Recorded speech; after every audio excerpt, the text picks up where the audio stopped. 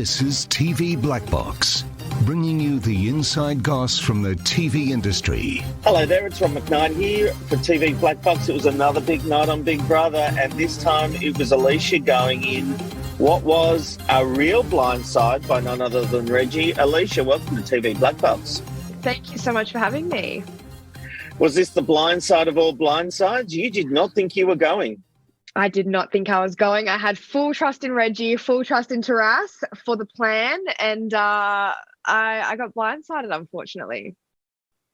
It's interesting. I think when you had left, when Taras turned to Reggie and said, "Why did you do that? You promised me you wouldn't." And Reggie said to him, "I know.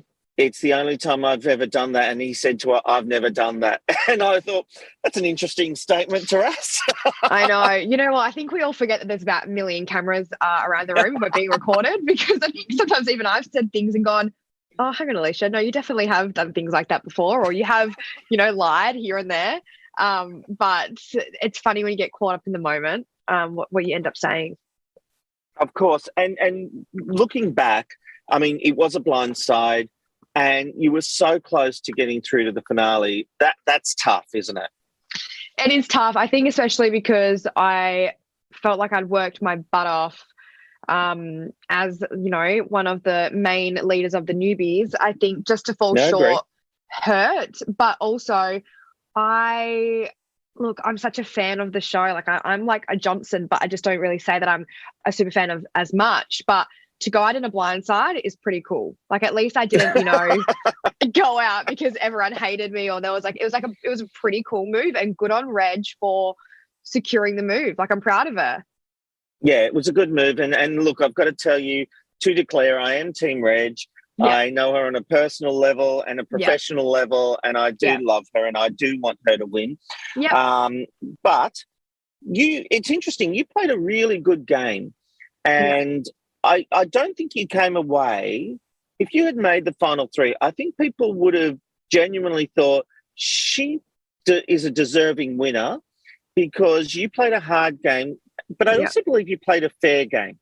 Yeah, that was my main thing. I wanted to go in there, and I still wanted to have that integrity, and I wanted to walk away and not feel like I was ever nasty or because the people that I did, if you notice, pull a blindside on, for example, Drew respected the game so much, and I knew that Drew would respect the move, which he did. I posted on my social media and actually said, this is why I did pull the move. Like Taras said that I was his number one girl. Drew couldn't give me that I was his number one. He had Gabby, who was easy choice, really. Yeah, and Gabby, he was extremely close to. And then obviously him and Tim had that secret alliance, which I didn't know about in the house, but had that gut feeling. So for me, it was easy to be like, okay, we'll get rid of Drew because he's a bit of a loose cannon. But I would never blindside my Johnsons or the people who I really I had their back. Yeah. There was one thing I didn't like, and I had this conversation with Estelle when you guys danced after she had been evicted the first time and went into the arcade. We danced. Yeah, you guys were so happy, and I said to her, you know what, I didn't like it at the time, but what it said to me, she was obviously a fierce competitor. You were so happy that she was gone. It was a little happy dance. It was a moment of joy, because you couldn't believe you were able to get her out. Yeah, well, I mean, it's no surprise that Estelle was coming for the J crew from day 17. Like, she put Joel, Johnson and JC up, and I think, yes, it wasn't a direct shot at me, but it was a direct shot at my alliance. And then I think the swapping of me out and putting me in, I was just like, and just there was not a lot of remorse there for me which maybe it wasn't shown as much when I was put up. And then when I got brought back into the house. So for me, it was a bit of like, I guess, bittersweet when she left, because we were actually building on a friendship towards the end of her exit. But then when she left, it was finally also a proud moment for me, as you said, because she was a big player. Like, she was winning challenges. Yeah. She was gunning for me. Every time I was in the chair, I had a nomination point put on me, whether it was between me and Gabby, me and Trevor. There was always a point on me. And I think I was like, okay, cool, I'm one step closer to the finish line, because that person who wanted me out is out. How have you found the Big Brother experience? You're saying you're a fan like Johnson. Yeah. What's it like to actually be part of the Big Brother family now? And actually, like, even you just saying that, like, it gives me goosebumps because I grew up watching Tim, Reggie, Estelle, and Drew, especially. That era of Big Brother was massive. I was grade, 9, 10, 11, 12, and it influenced me so much. And now to be in a house with Tully giving me advice on, when trolls do this, this is how you should respond, or, this is what I think you should do when you finish Big Brother, and you're going to be a bit anxious maybe sometimes because people will come up to you in places and, touch you and ask for photos and think that they know you because they've seen you on a screen. Yeah. And it's really nice to have that support, but also you said the key word, family. Like, that is massive to have an experience with only a certain amount of people that not everybody on the earth will experience. It's really special. Yeah, absolutely. What was the most surprising thing about doing Big Brother? How hungry that I was. Like, I just could not get over the fact that I thought they were joking or exaggerating on TV. I was like, no, they can't be that hungry. Like, you get tuna and dip, you'll be fine. Like, I was starving. Like, we were eating spinach. I remember it so vividly on the couch one day, pretending it was salt and vinegar chips because we were so hungry.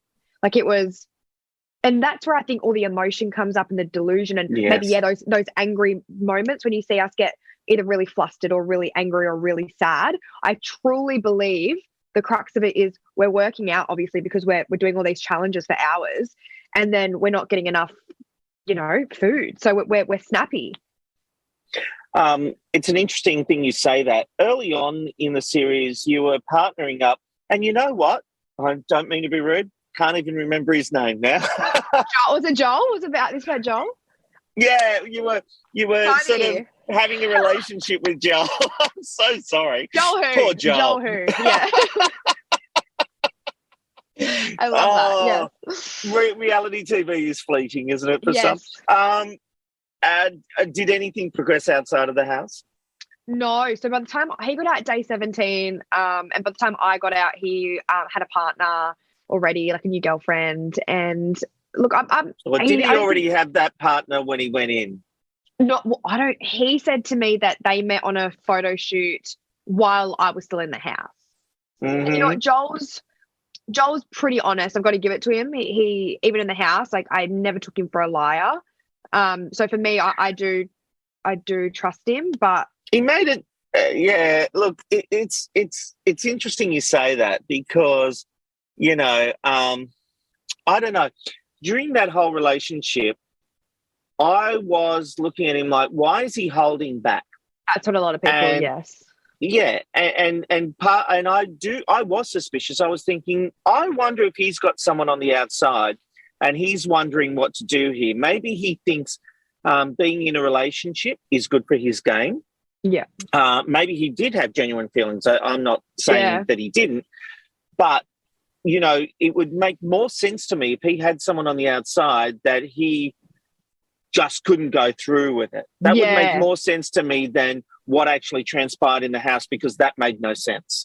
No, I agree. And I think that's why I was like, because, you just naturally progress. Like, we're in a house, everything's heightened, everything's amplified. And I think in there, like, I was just like, cool, I'm hanging out with this bloke every day for 24 hours a day. And, the next thing to do, like, we were like cuddling, and I was like, okay, cool, like a little kiss. Like, that's just like the way things are going. Of course. And then, nothing kind of eventuated. And that's when I brought it up, and I felt silly for even bringing it up. And mind you, it was silly. after a few drinks. It was after a few drinks. So just so everybody. But still, even with that caveat, it wasn't silly. It was a fair thing to be feeling, because we were all watching going, what the hell? Yeah, it just was like everything was like on slow motion or wasn't eventuating. And that's why I brought it up, because I wanted to make sure that he felt okay as well. Because like it's like I would hope that he would make sure I'm okay in that regard, because I don't want to just, we're on TV, like I would never want him to feel uncomfortable. And that's why I did bring it up. And yeah, look, it was a weird situation. And then to kiss me, I think when he was about to get evicted, like, that played with my head as well. And like, it was a bit of a messy show there towards the end, but I'm not sure. I don't know what he was thinking. Was it good for you and your game when he went, actually? Was it got you out of that twosome in a way, and it made you integrate more? And because I do feel you came alive after that. So do I. It was a turning point in my game, and I'm actually glad he left when he did, because I had, look, 2 weeks of being in this little love bubble, rose-colored glasses, and when he left, I got this fire in my belly, and that's when I was like, okay, well, no, that's when I put he was still there when I was head of house, but I really stepped it into gear when he left, and I kind of thought, well, you know, he taught me, like, when we were in the spa at night, like, he'd be like, okay, Aleisha, like, we're going to play like this and we're going to do this. And I liked that because I'm a very competitive person, and it was really fun to talk strategy with him because he wanted to play. And I do feel sorry for him because he was such a fierce player and he did get out early, but it is the name of the game. But that's the game. Exactly. And I just think, like, yeah, him going was a turning point in me becoming the strong woman that I became for the newbies. I actually think you wouldn't have lasted as long if he had stayed in the house. So I think you were able to prove to others that you were worthy of being in the house. Yeah, same as, like, and I think as well, like I said, I took away those love goggles and just was like, no, Aleisha, like, this is a once in a lifetime experience. You can go and talk to boys on the outside, like, just play the game and focus on the game. And that's why I think I was so game heavy towards the end. And I probably sounded like a broken record, but I was like, no, this is a game and I want to play, because I kind of snapped out of that reality of, Aleisha, you don't need to talk to the boys. You can do that on the outside. Just have fun. Just have fun, okay? Oh, gosh. I like that. One of the things I've been talking to people about the way Big Brother's shot now is you live the experience once when you're shooting it, which was finished about 6 months ago, and now you're reliving it, watching it on TV and watching the social media feedback to that. What's the most surprising thing you've seen watching it back, and what others have said behind your back, or their game, or whatever it might be? You know, Brenton was obviously pretending that he didn't know anything about Big Brother. You know, Taras is this manipulative master, genius, you know, almost like a yes, character. Yes. So what was the most surprising thing to you looking back at it all? I think for me, the most surprising thing looking back was how much the newbies are already on the back foot. I think we were so excited to be in with the OGs, and, like, especially, like I said, for me and Johnson, like, when we saw them on the screen, I was like in the eviction chair at that point because I was the first person nominated. And I was like, oh my, I literally remember, I was like, oh my gosh. And I think watching it now back, I'm like, oh, it's a bit, like, not disheartening because, like, I had the best experience of my life and I would do it again tomorrow. But it's bittersweet because I think the OGs were once the newbies as well, once upon a time in their game. And I think I wish there was more character quirks and character development of the newbies, because we got to see 100 days of Reggie, we got to see 100 days of Trev, and you've got that amazing relationship with them that I really wish that we had that with you guys, because we've got, like, Johnson is hilarious, like, one of the funniest people I know. Taras is so, like, witty, and he's got this, like, not dark humor, but he's just funny. Like, he just comes out with these one-liners and you're just like, oh my gosh. And likewise, I think I'm a lot more playful than I'm a very strong woman. Like, I've, you know, have my businesses. I've got we've seen that for sure. Yeah, but I want you to see the playful side of me as well, and a bit more of the quirks that I've got, because I think as well that Australia could really connect with some of the newbies as well as some of the OGs have connected with you guys. And that's probably the only thing where I'm like, oh, that if it was a normal season, would there be a few more heroes on the newbie side?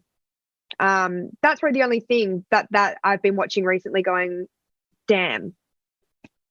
Well, they've got, you know, a decade or decades of love in our hearts, you know, and it is tough. I did, at one point early on, I thought, I really feel sorry for these newbies because there's so much history. And to be honest, we were all wanting the OGs to be in the final 3. Now, having said that, it did change throughout the course. Yeah. So, yes, we don't get to know you as well as we did in the Channel 10 and Channel 9 series.